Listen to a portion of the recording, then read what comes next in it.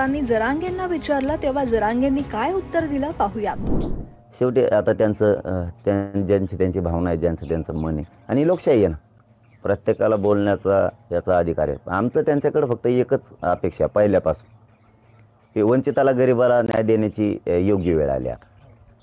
ही लाट आहे गरिबाची आणि ते जाणतेत गरिबाची अडचण जाणणार आहेत, कारण त्यांनी वंचिताचा प्रचंड मोठा लढा उभा केला होता आणि आज सगळ्यांचं तेच म्हणणं आहे गोरगरिबांचं की आज लाट आली तर गरिबाच्या बाजूनं आवाज उठवायला आंबेडकर साहेब पाहिजे।